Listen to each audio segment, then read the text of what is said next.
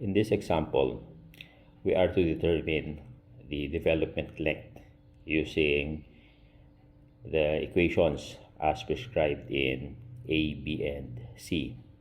And in A, we'll be using the table in 425.4.2.2 of the NSCP 2015. Okay. The tabulation requires us to determine the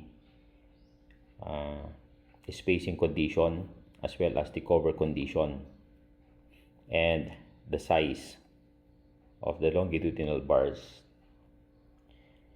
For the spacing criteria, we have to see if the clear spacing of the bars to be developed is not less than dB, okay, and that the clear cover is also at least the bar diameter, and that the stirrup or tie criteria throughout this should be LD, okay, throughout the development length is not less than what the code prescribes. Okay. So we have to check whether this condition or criteria is satisfied. If not, then we are to proceed here. Okay. So it's either this equation or this equation. Okay. So let us then check whether the clear spacing and clear cover is not less than dB or at least dB respectively. So the clear spacing here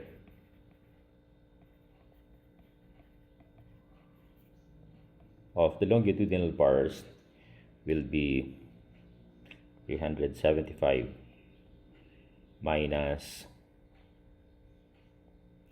75 minus 75, these values, minus we have 1, 2, and this is with reference to the center of the longitudinal bars.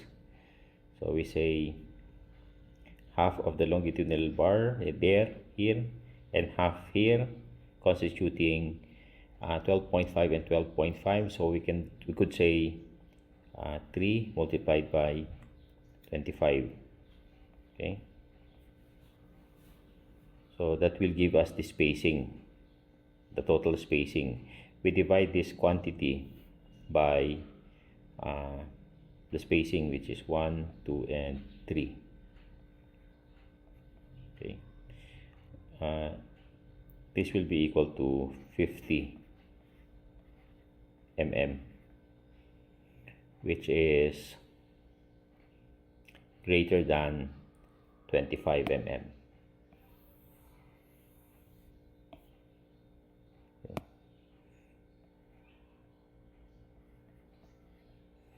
This is 25 mm. We see that what was specified is the clear cover. Okay. So then we have 75 minus half of 25 minus the diameter of the stirrup, which is 10. Okay. So this is 52.5 mm.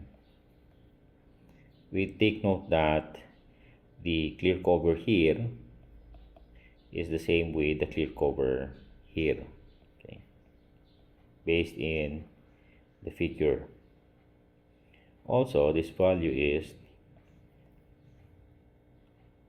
greater than dB, okay, and that the spacing for the stirrup is within what the code prescribes. Okay, hence will utilize this equation. Okay. Okay. So development length will be computed based on this.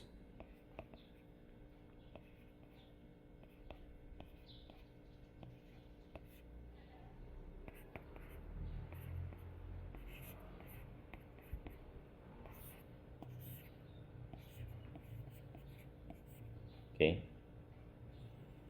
We have this factor which pertains to casting position factor, this one, and this is about the coating factor, and this is for the consideration as to normal weight or lightweight concrete used in a certain condition. And in here we have a normal weight concrete. Okay. Okay. Since we have a normal weight concrete, we will be using 1 as the factor for lambda. Okay.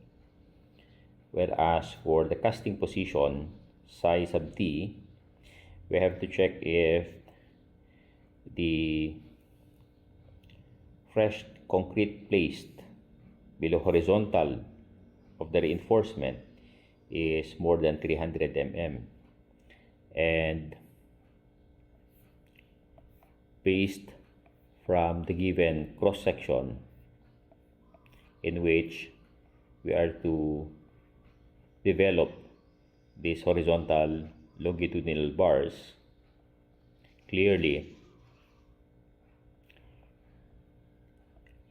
this dimension is less than 300 mm. Okay, so we will be using the factor psi sub t equal to 1. Okay, so now with regards to the coating factor psi sub e, we have to check whether the clear cover is less than 3 dB.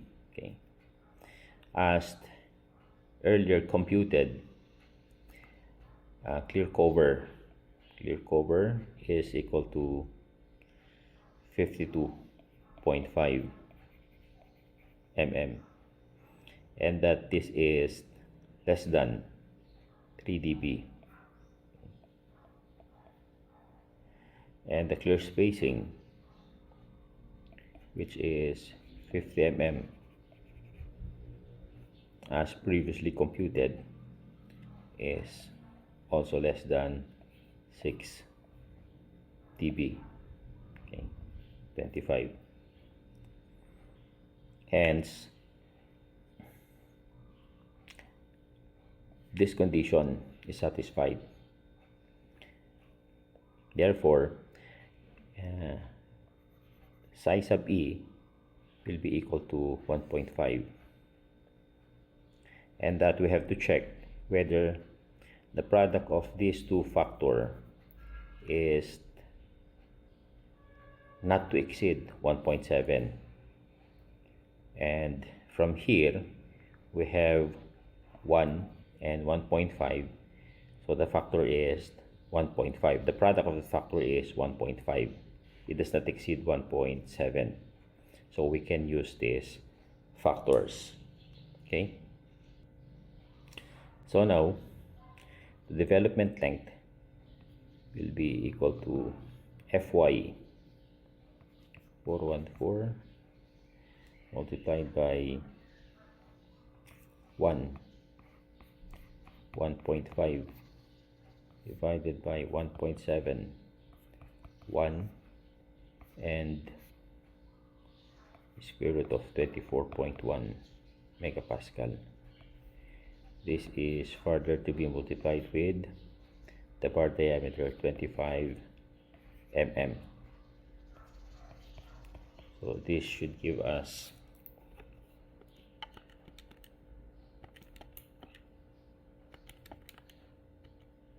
1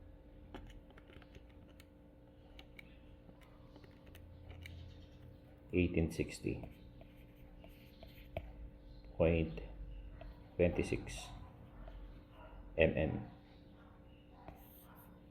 Okay.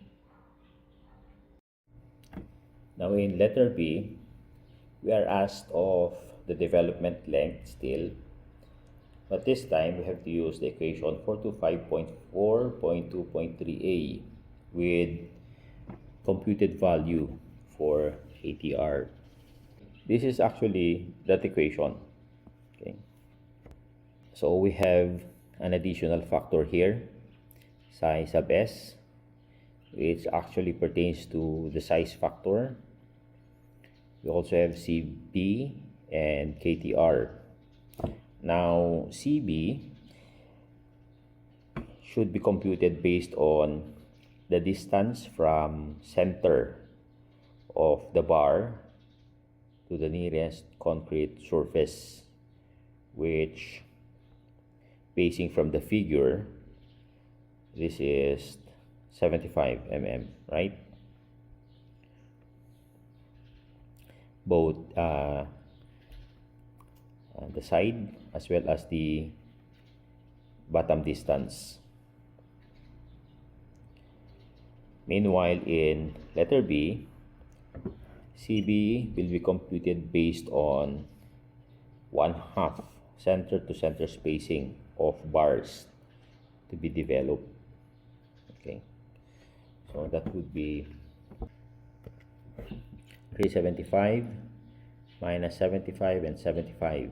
Okay, so we have 375 minus 75 and 75. Okay, we divide this by 3. Okay, this will give us 75 as the center to center spacing between the longitudinal bars. However, we have to get 1/2 of that still, so divided by 2. Okay.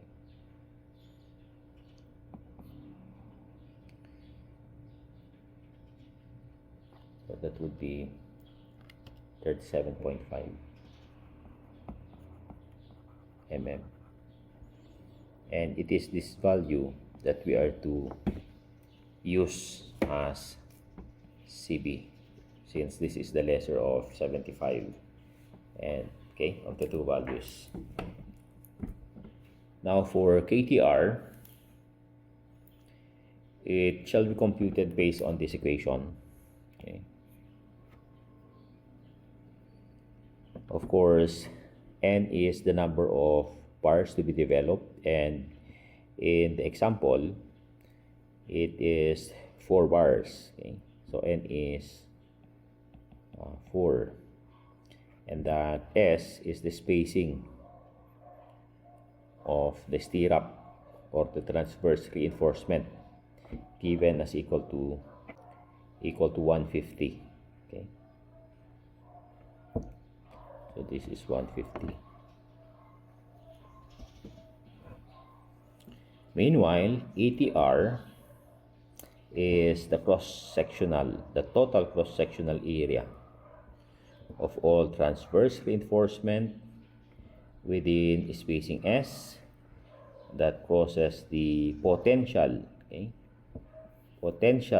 plane of splitting through LD.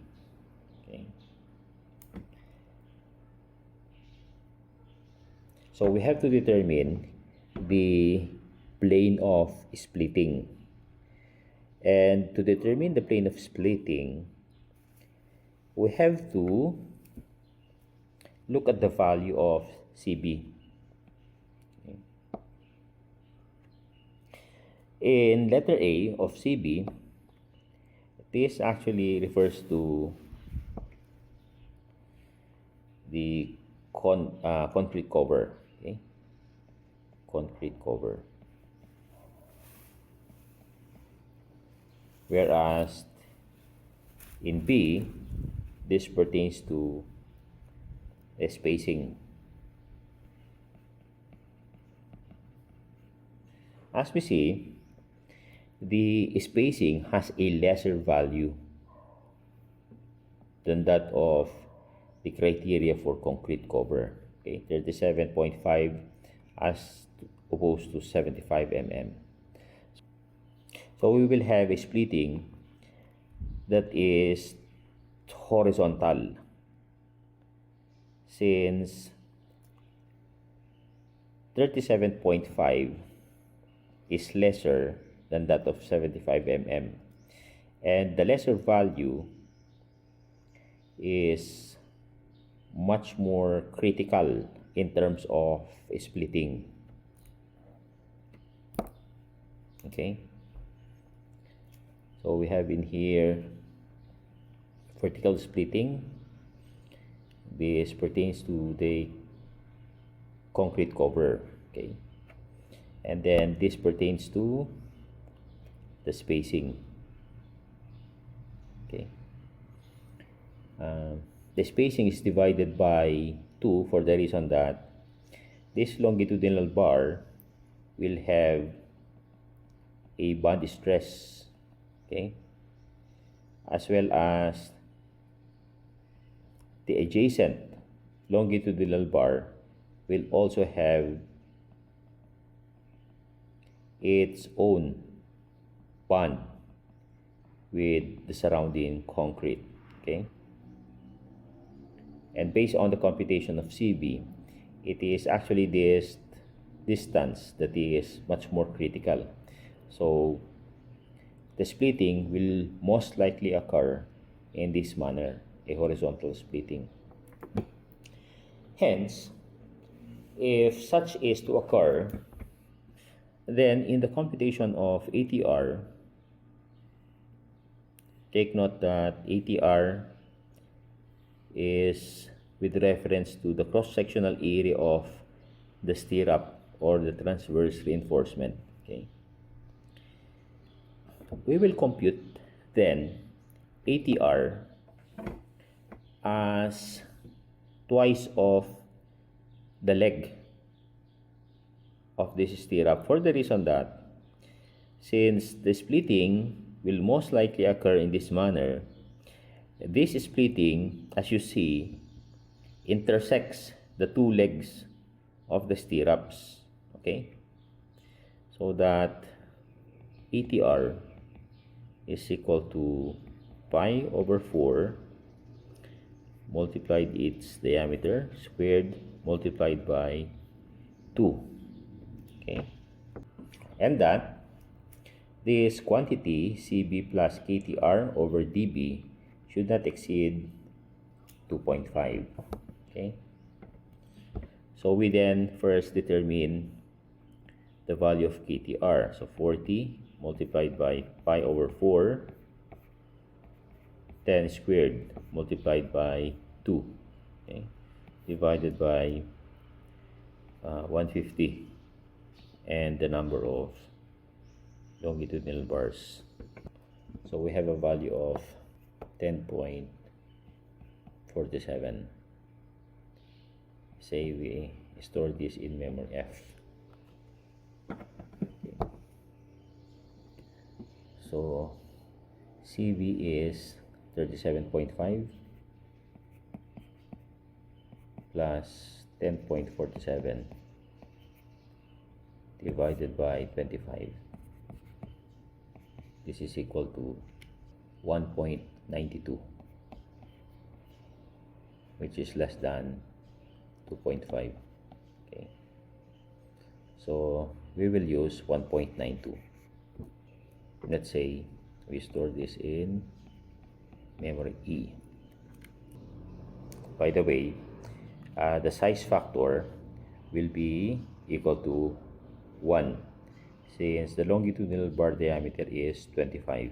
Okay, so in B we have LD equal to 1 divided by 1.1 multiplied by Fy lambda square root of Fc prime multiplied by these factors.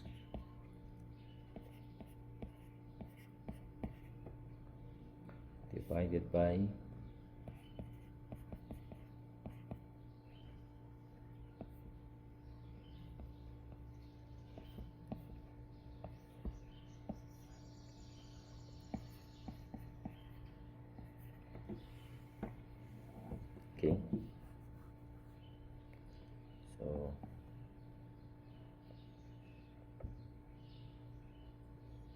1 divided by 1.1 divided by 414 1 square root of 24.1. This is equal to 1, then 1.5, and then 1 divided by this quantity, which is equal to 1.92. Right? We are to multiply this to the bar diameter. Then we'll get a value of course, bar diameter is 25. Then we'll get a value of 1498.24 mm. Okay. And in letter C, we are to use the same equation as in B with KTR as assumed to be equal to 0 as is specified in C. So similarly, we'll have LD as equal to these values, 1 divided by 1.1. Okay. 414 divided by 1 square root of 24.1 multiplied by 1